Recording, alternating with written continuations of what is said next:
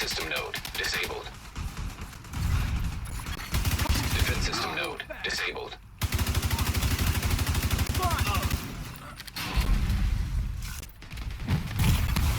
Serious trauma detected.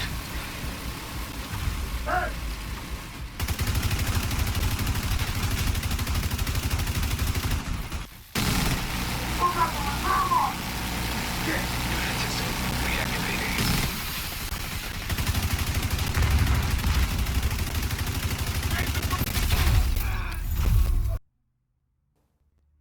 Hello everyone, welcome to the channel. Subscribe and like if you like these videos. This is my first one, but let's get into it. This is my Beserk build. There are improvements, but I'll go through those too. Now this of course is an Eagle Bearer build. You can use a P416, an AKM, CTAR's quite good depending on how you want to use it. But this one hits 31.6k damage because of all the weapon mods I have on it.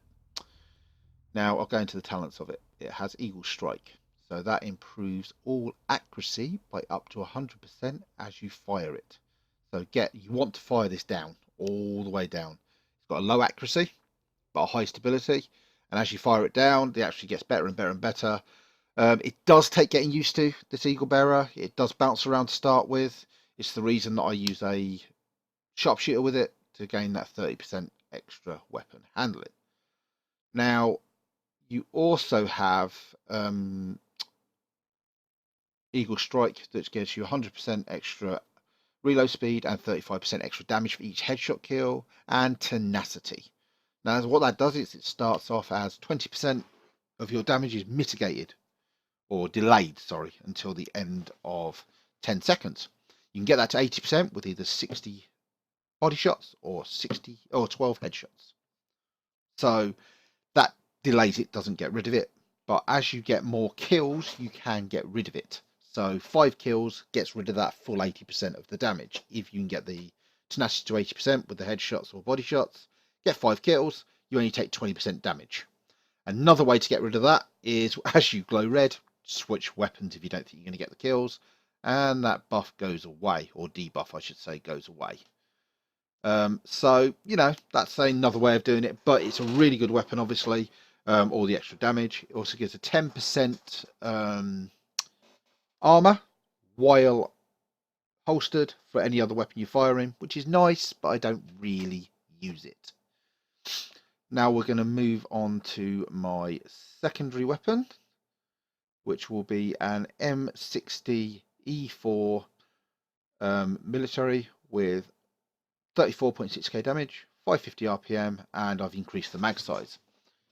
Now it's got unhinged, it's got Allegro, and it's got transmission. Transmission for the raid is brilliant. Helps with Boomer, helps with all the shock drones. If you looked at the start, Boomer got shocked. That's because of transmission. When it hit me, you turned around, he got shocked in front of the turret, and we could get him down pretty easy. It's one of my go-to secondary weapon talents for the raid. Let's say it's got Allegro. I don't know what I put on that from before, but it's got the typical 8% damage to elites, 5% damage to elites, bit of stability, and a 35 round mag. Pretty standard setup, all for damage. Next up, we are going to my pistol. Now the pistol I don't really care about. It's got in rhythm on. It's got some quite nice damage, but in rhythm's all we really care about on there. Just to reset our hive or reset our chem launcher during the rage. It's got an 8% damage to elite on, but I don't really use the thing. Next up, we got 3-piece Providence. Get skill power, don't care about that. 8% health and 5% weapon damage. What it has got is 48% damage to elites, a good chunk of health, because that's what we're looking for, Beserk, and hard hitting. So it's 58% damage to elite just on this. Really good mask. I try to run 3-piece Providence when I run a Beserk.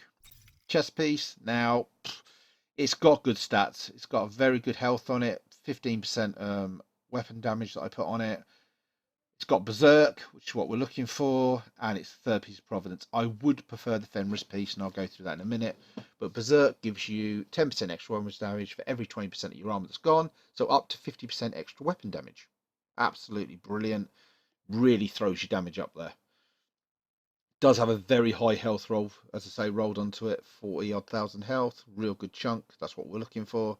I've also put a 9,000 health mod in it, and a very good mod at the bottom. This is the absolute for weapon damage, assault rifle damage, and damage to health.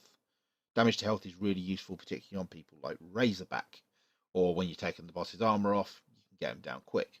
This would be my perfect one if it had 2 blues, a red, hard hitting, berserk, and a red slot. It doesn't, so that's why I'm not using it, because I'm losing too much weapon damage there. I could either have hard hitting or vital there and get my hard hitting elsewhere. That would be really, really, really good. Now, next up that we've got is my holster, which I always use here guard. So it's got an armor on kill. I prefer that to be health on kill. It's got a good health roll on it, highest I can get. And I can put 2 damage mods on there. So another 10% weapon damage for my AR, you'll see there. So that's why I always use a healer. 2 red slots, get the weapon damage up. Perfect. This I prefer to be Providence if I moved my chest piece over, or healer. If this was healer as well, it'd be a very, very, very good piece. This has got hard hitting, patience, not so much. Good health on it, I could get that higher, but obviously it's got the 10% AR damage, which is what we're really using it for.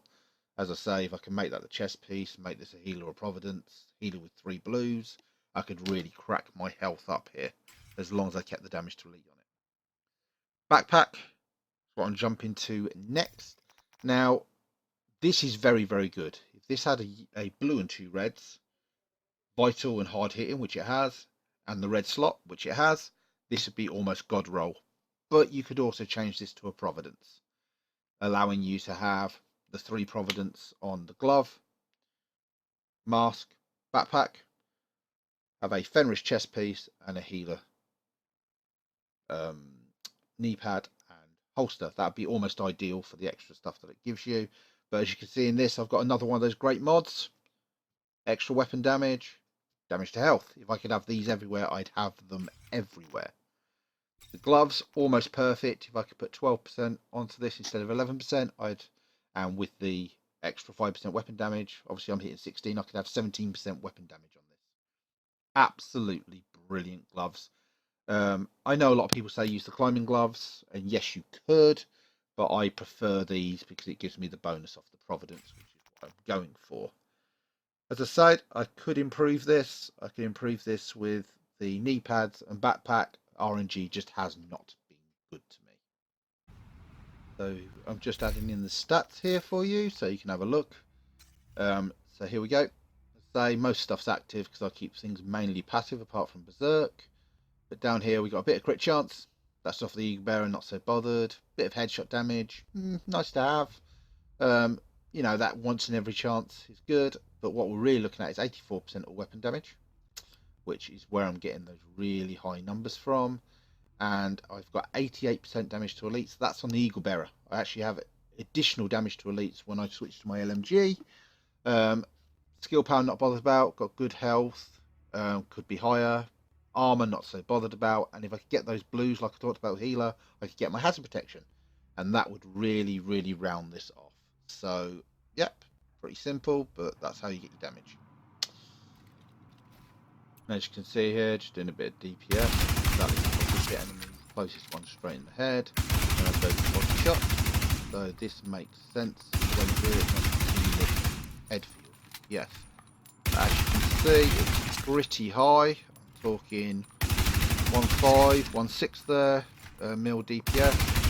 As you saw at the starting footage, it does knock down heavy